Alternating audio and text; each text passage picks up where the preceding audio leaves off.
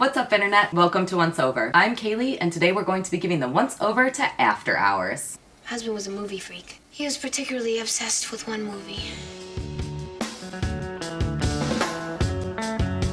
After Hours is a 1985 existential crisis of a film directed by Martin Scorsese and starring Griffin Dunne as Paul Hackett, who spends the better part of the film just trying to get home. I really just want to go home. I'm unable to get home tonight, I can't get home.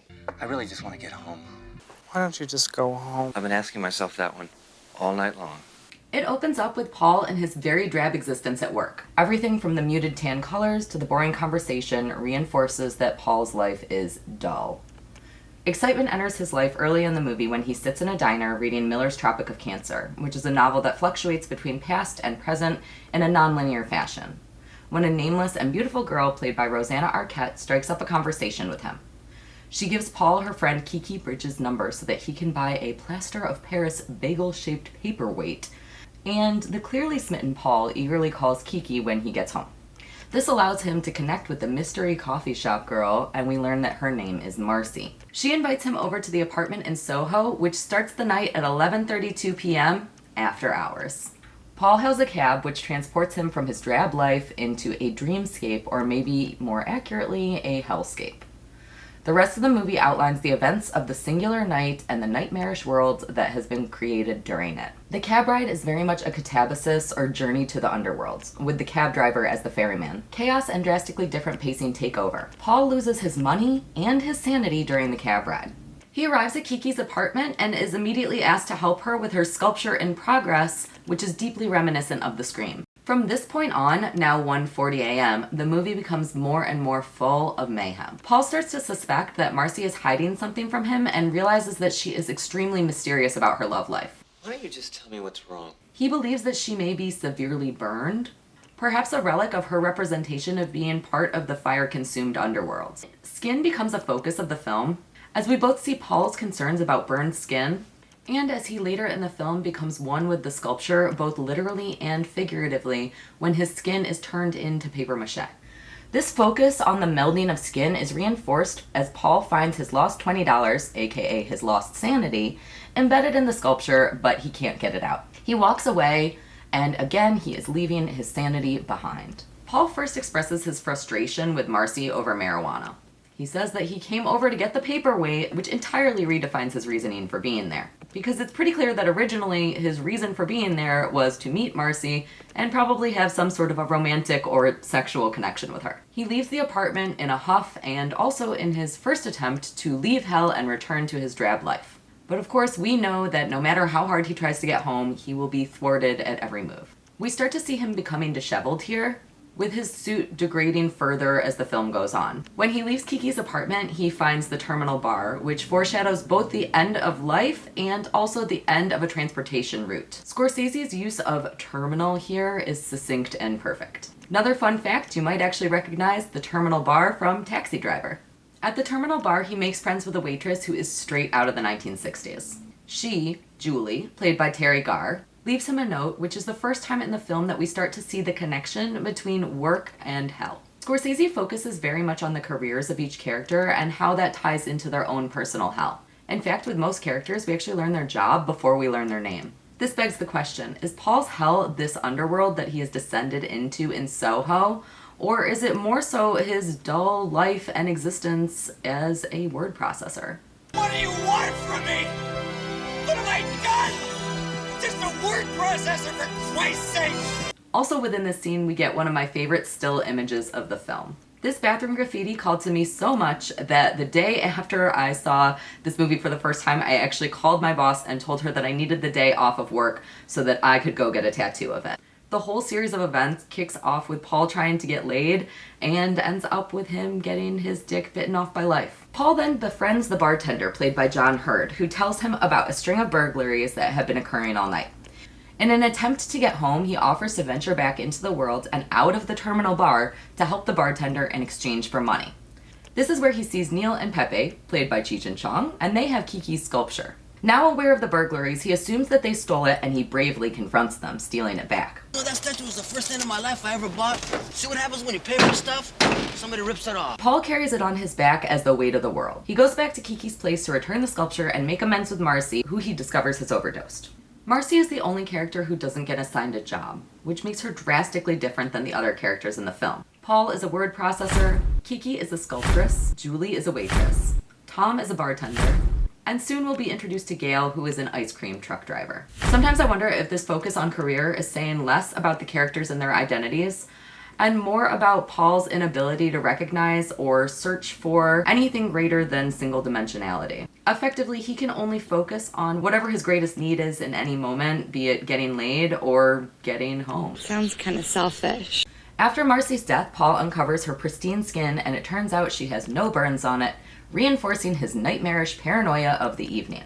Paul returns to the terminal bar where he discovers that the bartender is Marcy's boyfriend when he learns of her death.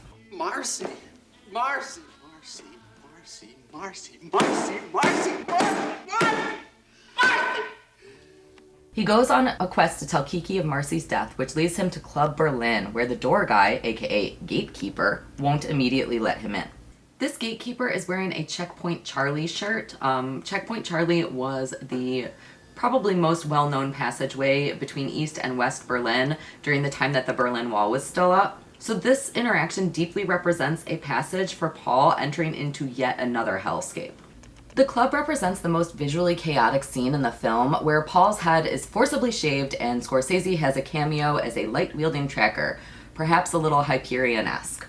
Paul spends much of the club scene trying to escape before talking to Kiki. Paul returns again to Kiki's apartment where he finally regains his money, aka sanity, but at this point a mob of people he has run into has assembled and begins accusing him of the robberies. The ferryman cab driver returns, but instead of ushering Paul back into his daytime life, he steals back the money. The $20 coming and going from Paul's possession at night symbolizes his passing in and out of sanity. However, the moments that he had sanity in his hand won't help him for the remainder of the night, or of the film. A new and still nameless woman, played by Catherine O'Hara, enters Paul's world and describes that she is an ice cream vendor, to which Paul responds, Misunderstood me. I didn't ask what you did for a living. Again, we see how people's careers are more important than their identities. This woman's appearance is a combination of Julie and Marcy. She has Marcy's haircut and Julie's deeply yellow aura. Scorsese uses yellow throughout the dreamscape after Paul's descent into the underworld via the cab ride. We see yellow in clothing, settings, and on flyers. And yellow cabs. Typically, we associate the color yellow with happiness, but every single character who's wearing yellow eventually ends up betraying and turning against Paul. O'Hara's character initially tries to help Paul, as all the other women in the film have, but just like the others, her good nature is short-lived. While helping him, she discovers a piece of paper mache that has bonded with his skin. This terrifying foreshadowing of what might happen to Paul has become a literal part of him as he shudders in pain when she tries to remove it.